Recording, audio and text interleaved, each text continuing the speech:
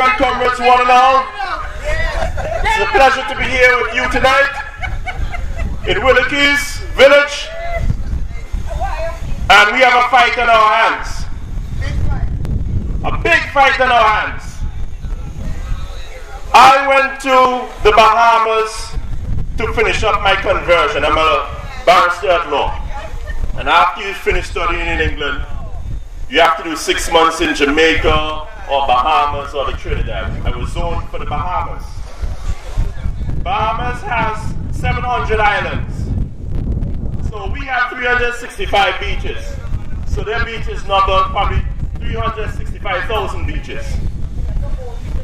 And what happened in the Bahamas, what I noticed, because I was on Nassau, New Providence, you would see the tourists frolicking on the beach. The big cruise ships were coming, and you seldom saw any of the black people, the local people. Not that they couldn't go to the beaches, you know why? They did not have a beach culture like we have.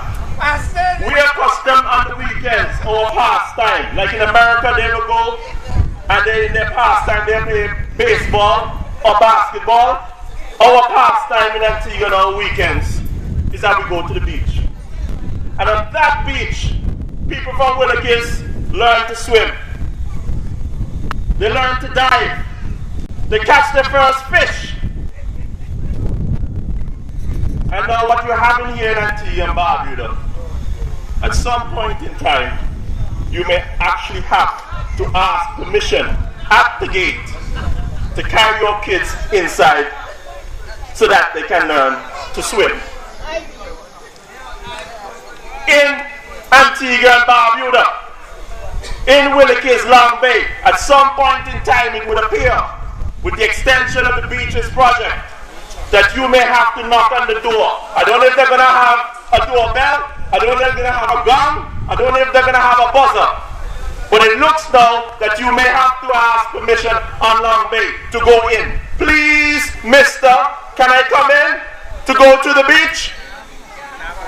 The size of that beach, it is large enough to accommodate our tourism industry and our local beach culture.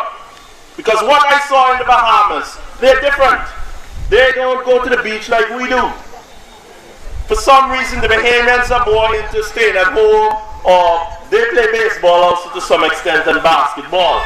That is more their culture. But our culture is on the weekends, we go a bay.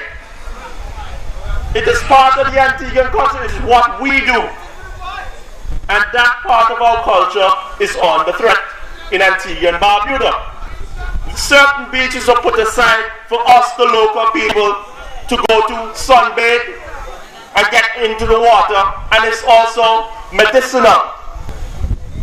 But for some reason, something that has been going on for such a long time in our culture, because we bought these lands, is at risk. And we must fight it, because it is something worth fighting for.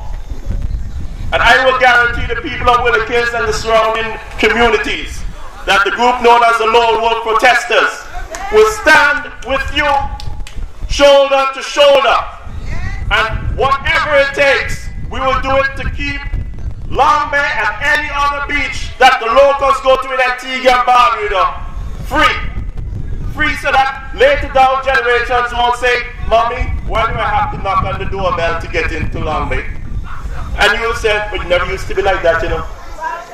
It never used to be like that. We go up there, we go for the day, we sit down, we get in the surf, we go back into the beach, and that is what we know to do on our pastimes. But if this government feels that we're going to sit down and take it, or that we're afraid of the dog cell down at St. John's Police Station, or this is also known as the shit cell, or the dungeon, they have another thing coming for them. When I did my little 35-hour stint down there, the condition of the dog cell was that they had a crazy person in there before me. That is what I learned. And he smeared all his feces over the wall. Right? And then what you have in there, you have 2 slabs of concrete, and that is all the furniture you get in there. That is all me and Jim had to sit down on. After a while, you sit so much, you can't even lay back because There's shit behind you.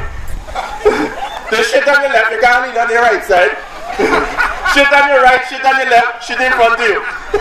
You just stand up and look around and all you say, oh shit. But I'll do it again. Because Long Bay is worth it. It is something worth going in there. We could do 35 hours of staring at shit. Ladies and gentlemen, the lone wolves would stand with the peoples of these communities. They need help, they need assistance, and we will stand with Robin Yearwood and anybody else, black, white, or indifferent, who is interested in keeping our beach culture. That beach is big enough that it can accommodate our tourism and our way of life. And if one has to give, then it will have to be the tourism, because our way of life must be maintained. Our way of life. That is our way of life. Yes. We have a beach culture. Yes. Some cultures in them will, in America and California, they have their beach culture, more surfing, and they get on the surf and they ride their waves. That's not us. We like to go to the beach and sink down and we need to surf and get up and go out and have 2 mango and chill out and go have some chicken and rice and get back in the water. It is under threat. People don't see our culture as profitable. And they look at that beach and they don't see us as having a good time and this is the way we do our things from 100 years now.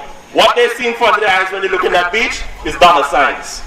And they're saying we can make a profit. Just move them up to the east. Give them a little entrance up there. Make them press the gong bell. And make them say, okay, that is good enough for them. They can still get onto the beach.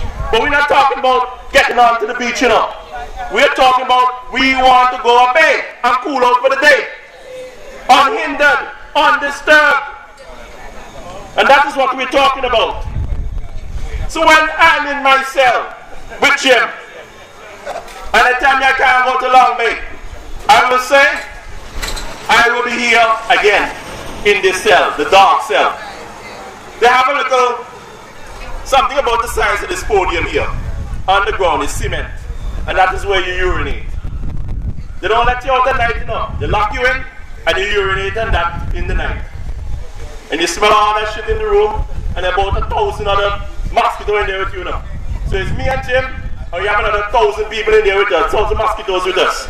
But in Nyamawi, boy, luckily somebody getting some off on us. And that was a luxury when they get the off you had on your arm. So you don't have to keep knocking your arm, you have to be constantly doing this. That off came in helpful, boy. That was a luxury item, boy. We felt like we were in the first compartment of the luxury train when the off came in. Somebody smuggled that in for us. Anyway, we went on to the next day now. So what I do, the dark cell is the closest one to the toilet and them. And we thought we were in hell. But the next morning when I turned the corner just to look to see what was going on in there, I saw guys in the other cells actually brushing their teeth and so on, going in. And they're coming out brushing their teeth. So I said, okay, let me see what this toilet looks like, I said, oh Jesus! You don't want to know what you saw back there. I thought I was in hell in the dark cell. But when I turned the corner, the toilet in them, maybe the guys in the cells in them, break them out and pull them out of their fixtures. So they're on the ground. And there's water coming up all over the floor. And the boys in there probably realize the nonsense they did, because they haven't gone to do the number 2. So they probably say, right the something up, and there's something to fasten. So you shake up and you smear up and they do a masterpiece on the toilet seat. Straight into the toilet seat in there, turn over on the ground. And when I look at that, boss, I couldn't even go further in. I just make the sign of the cross and move back. I said, put me back in hell, put me back in the dark cell. I'm comfortable with that. I'll work with that. Ladies and gentlemen, we have a problem here in Antigua. Our way of life is under threat. And some of us would say, oh, it's just a project, it's not going to take up so much of the breach. But what you realize, even in the American conquest of the Americas, the Western Plains, when they went in against the Native American Indians, It wasn't a process where they went from east to west in 1 year or 10 years. It was a gradual process of them general of attrition. They gradually took more and more and more and more and more. And that is a country with hundreds of thousands of square miles, acreage, mountains, plains. Antigua is 108 square miles. How much more can you give? How much more of your culture can you give up to say that we have a viable tourism project? That is a viable tourism product out there. Now, the way our culture is going, we may not have a beach culture anymore. What we might have to do is eventually going to press on that buzzer to go into a long bay, and nobody's going to respond, and you'll be left out. You know what you have to do? To build a pool in your backyard, and that is what your culture is going to come to. You have 365 beaches, but you have to go to the pool in your backyard. There's a place in the Middle East where they call it the Gaza Strip, where they have hemmed in the Arabs, the Palestinians, and they just gradually push them into one area of land. It's like one of the most populated places on earth. And right now you see in Antigua and Barbuda, the black people like us, we are on the inside. And there's this other on the coasts. And they're gradually moving back in, hemming us in like the Gaza Strip. And all I'm telling you, the lone wolf will take a bite out of anybody that keep us from Long Bay. Good night, ladies and gentlemen. It's been a pleasure speaking to you. I will be back. And the lone wolf will be standing with you, shoulder to shoulder, toe to toe. Enjoy the rest of your night, ladies and gentlemen. God bless us all. Long live